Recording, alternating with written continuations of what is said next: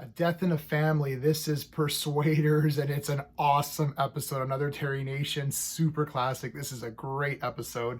One of the better ones. Let's talk about it. We're going to use my space, system, story, pacing, artistry, characters, enjoyment. Each category gets a score between 0 and 2.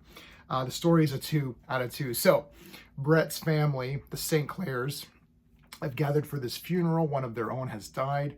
And this is a whodunit. It's a mystery. There's actually members of the family getting killed off.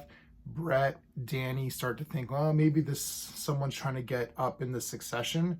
So there's, everybody in the family is whatever number away from being the head.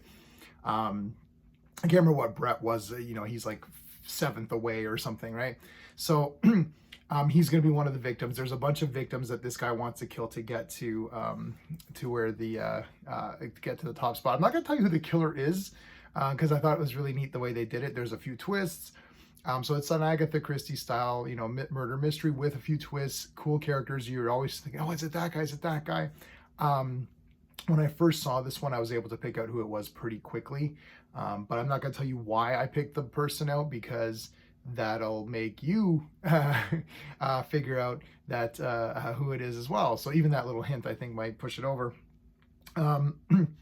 There's a great way to kill some of the family members. There's one guy. There's like this huge gate, and it's got one of those like things to keep it closed, and the person removed all the bolts. So when the guy opens the gate, the whole thing just falls on him. That was cool. That was a really awesome part. This does have there's a guy in a mask who's killing the people, and you're like, why is he wearing the mask? He's only wearing the mask for the benefit of the audience, not for really the benefit of him doing it. He could just do it, right? But anyways, it is what it is. That's the only kind of funny thing about it. But the mask looks creepy. It's one of those really creepy masks. So pretty good. Pacing, I'll give it a 1.5. Again, it is pretty tense, but it starts to die down a little bit when you're starting to run out of victims, and you're like, okay, I get kind of what's going on, but still awesome pacing, really good, lots of like tension. You're like, oh, who's gonna get killed next? Like, Brett's not gonna get killed, right? Artistry, I'll give it a 1.5. The only reason I'm not giving it higher is that it's really it's mostly just in like small little contained locations. It's either at this there's a mausoleum basically where the family is kept, so it's like they have literal spots everywhere for caskets. So Brett has his spot, and so it mostly takes place in and around just set pieces. There's not really, like, I know this show has a lot of travel, like they're in Rome, and then they're in Spain, and then they're in Greece or something, right? It's like they're just in different, but this one's just like basically just 1 or 2 locations, and they're sets. But still, everything looks good. The characters, 2 out of 2. Everyone is great. Brett plays like his aunt. So Brett plays a few of the characters as people who look like him, his family members, which is kind of funny. At the very end, Danny gets to play his aunt, which is pretty funny. They're having a lot of fun. You can just see Roger Moore's having a great time being all these random, kooky family members. The family members who aren't played by Roger Moore are great as well.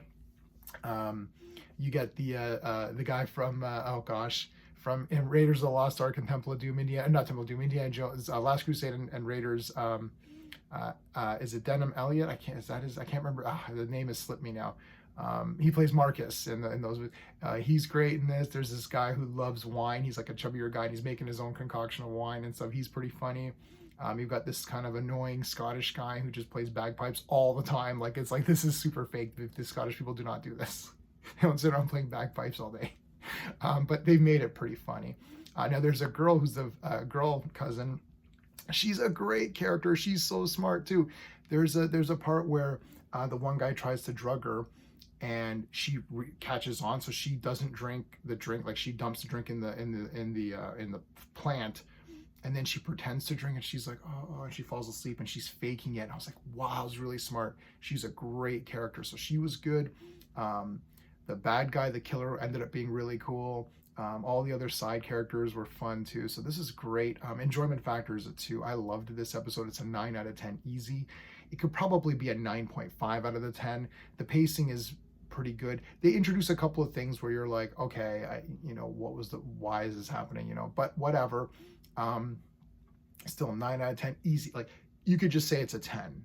This is one of these ones where it's really a 10 out of 10. I'm just nitpicking it because I'm trying to be more critical of everything, because I don't want to sit here every day and say it's a 10 out of 10, it's a 10 out of 10. I love this series. The two of them together, the whole series is 10 out of 10. I highly recommend buying that Blu-ray set, big time. One of the best sets I own. That's it, everybody. Check out the classic TV playlist, like the video, subscribe to the channel.